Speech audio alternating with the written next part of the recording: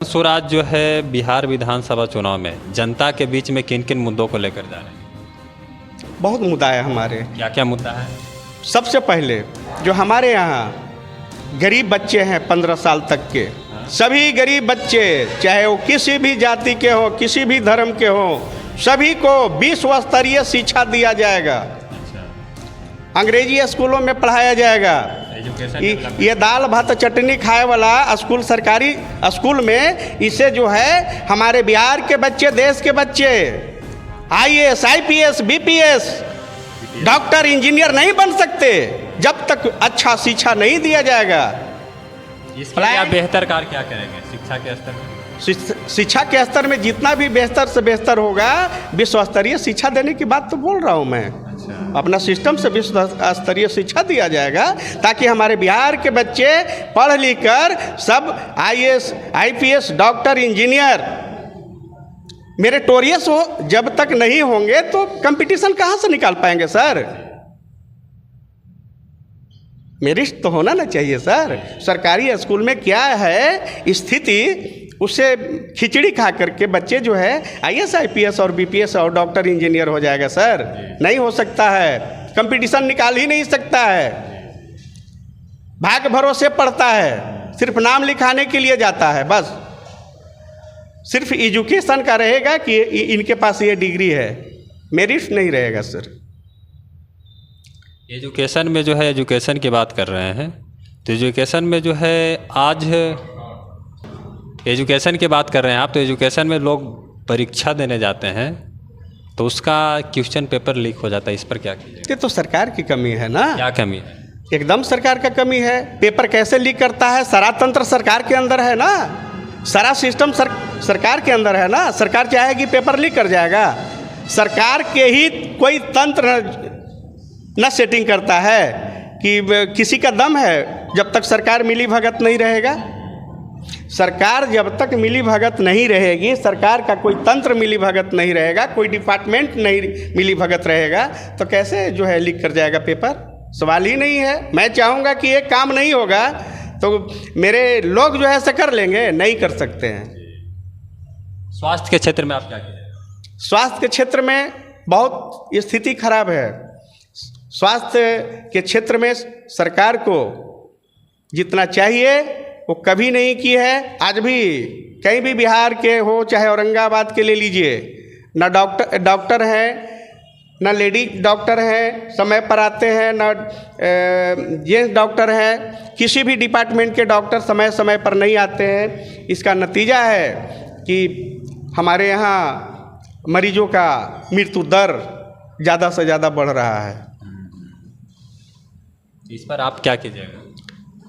इस पर मैं कहना चाहता हूं कि सरकार को हॉस्पिटल पर पैनी नज़र रखना चाहिए, सारी व्यवस्था रखनी चाहिए। आप क्या कीजिएगा? आपकी सरकार बनेगी? हमारी सरकार बनेगी तो स्वास्थ्य के क्षेत्र में हम लोग जितना भी होगा कठोर से कठोर कानून बना करके, और डॉक्टर को मनमाना, किसी भी कर्मी को मनमाना नहीं चलने दिया जाएगा। उसको बाउंड्री लाइन में बांध कर रखा जाएगा और हमारी जनता को, जो रोगी होंगे, उनको जो है सेवा दिया जाएगा। और रोजगार में? रोजगार के लिए हमारे जो बिहार के बच्चे पलायन कर रहे हैं, बाहर हैं, पलायन कर, बिहार के शिक्षित बेरोजगार तो पलायन कर रहे हैं, उनको नहीं दिख रहा है। वो ट्रेन खुलवाते हैं, नए नए ट्रेन खुलवाते हैं। बिहार के जो श्रमिक हैं, मजदूर हैं, यहाँ मजदूरों का फैक्ट्री समझ लिए हैं। ट्रेन खुलवाते हैं कि आइए हमारे यहाँ गुजरात काम करने। हमारे यहाँ बिहार में फैक्ट्री क्यों नहीं लगवाते हैं? गाली खाकर आइए जी, गाली खाकर आइए, गाली खाइए, लेकिन आइए हमारे यहाँ और काम करिए, काम करिए। ये तो गलत बात है। आप साहब जो गुजरात में फैक्ट्री लगा रहे हैं, बिहार की जनता वोट देती है आपको और फैक्ट्री गुजरात में लगाते हैं। माननीय प्रधानमंत्री जी, मैं आग्रह कर रहा हूँ कि हमारे बिहार के जनता रो रही है, बिहार के युवा रो रहे हैं, पढ़ लिख करके एकदम मारे फिरे चल रहे हैं। उनको कहीं हमारे यहाँ के युवाओं को कहीं व्यवस्था नहीं है कि हम कोई काम करके जीवन यापन अपना एवं घर परिवार को बढ़िया से चला सके। माननीय प्रधानमंत्री जी को इसे घोषणा करना चाहिए। ये आज तो चुनाव आया है, अब जो है से घोषणा करवा रहे हैं। सरकार इनकी है, एनडीए का। यहाँ कभी कहते हैं कि 10,000 हम ये कर देंगे। 20 बरस से सरकार इनकी है। हमारे यहाँ बिहार के गरीबों को, जो वृद्ध लोग थे, उनको 400 रुपया मात्र पेंशन मिलता था। 200 रुपया राज्य सरकार और 200 रुपया केंद्र सरकार देती थी। और जब हमारे पार्टी के माननीय सूत्रधार श्री प्रशांत किशोर जी ने कहा कि हमारी पार्टी की सरकार बनेगी तो 2,000 रुपया प्रति माह पेंशन के रूप में दूंगा, गारंटी के साथ। तब नीतीश कुमार जी का नींद खुला। 700 रुपया उन्होंने बढ़ाने का काम किया है। ये जन स्वराज के प्रेशर पर उन्होंने बढ़ाने का काम किया है। तो 7-4 1100 रुपये होता है। 1100 रुपये किए हैं, लेकिन इतना से काम चलने वाला नहीं है साहब। 2,000 रुपये हमारी पार्टी की सरकार बनते ही लागू किया जाएगा। अच्छा, जानने के लिए मजबूर हैं। उन्हें जब हमारी सरकार बन जाएगी और नवंबर लास्ट में सरकार बनेगी, जन स्वराज पार्टी की सरकार बनेगी, तो हमारे जो बच्चे हैं बिहार के, जो त्यौहार में आ भी जाएंगे, दशहरा हो, दीपावली हो, छठ हो, सब आ भी जाएंगे। वो बाहर नहीं जाएंगे। 12 से 15 हज़ार का रोजगार इसी बिहार में दिया जाएगा। क्या लगवाएगा कि आप 12 से 15 हज़ार का रोजगार दीजिए?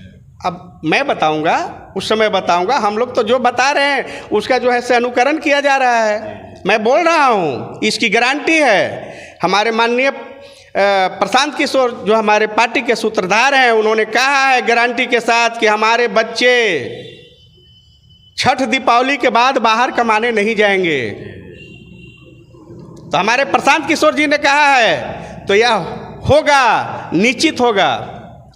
आप जनता के बीच जा रहे हैं, क्या लग रहा है जनता देगी आपको इस पर समर्थन पूर्ण रूप से?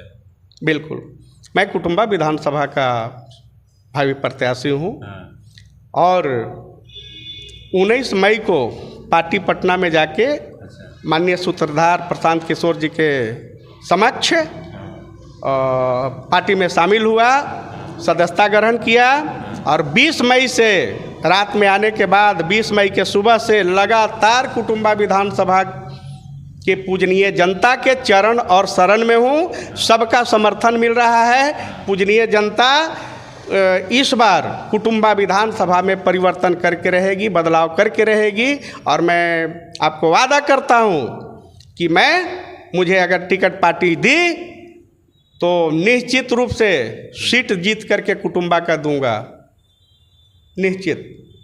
पूजनीय जनता पर मुझे भरोसा है। पूजनीय जनता ने मुझे आगाह कर दिया है कि इस बार यहाँ हम परिवर्तन करेंगे, आपको हम जिता के भेजेंगे। सर, जाति धर्म से ऊपर उठकर कुटुंबा विधानसभा की जनता इस बार परिवर्तन करना चाहती है। और बिहार बदलाव एकदम निश्चित है, एकदम निश्चित है। इसमें कहीं दो मत नहीं है। हमारी पार्टी की सरकार, जन स्वराज पार्टी की सरकार बनना निश्चित है। इसमें कहीं किंतु परंतु नहीं है। अंतिम रूप क्या कहेंगे? अंतिम क्या कहूँगा? मैं बिहार के पूजनीय जनता से आग्रह करता हूँ, कुटुंबा विधानसभा के भावी प्रत्याशी होने के नाते बिहार के पूजनीय जनता से आग्रह करता हूँ, करबद्ध प्रार्थना करता हूँ कि बिहार बदलाव इस बार जाति धर्म से ऊपर उठकर जन स्वराज पार्टी के सरकार बनाने का काम करें। और इस बार वोट किसी के उस्कावे बहकावे, कोई लोभ प्रलोभन में ना आकर इस बार अपने बच्चों को देखकर, अपने बच्चों के लिए, अपने बच्चों के शिक्षा के लिए, अपने बच्चों को रोजगार के लिए, अपने बच्चों के लिए, अपने बच्चों को भविष्य के लिए वोट करें और जन स्वराज पार्टी को सरकार बनाएं। यही मेरा करबद्ध प्रार्थना है पूजनीय जनता बिहार से। और बाकी इनका जवाब कैसा रहा आप सभी कमेंट सेक्शन में कमेंट करके जरूर बताएंगे। अगर आपका सवाल होगा तो अगले बार इनसे ही इंटरव्यू में पूछेंगे। बाकी जय हिंद।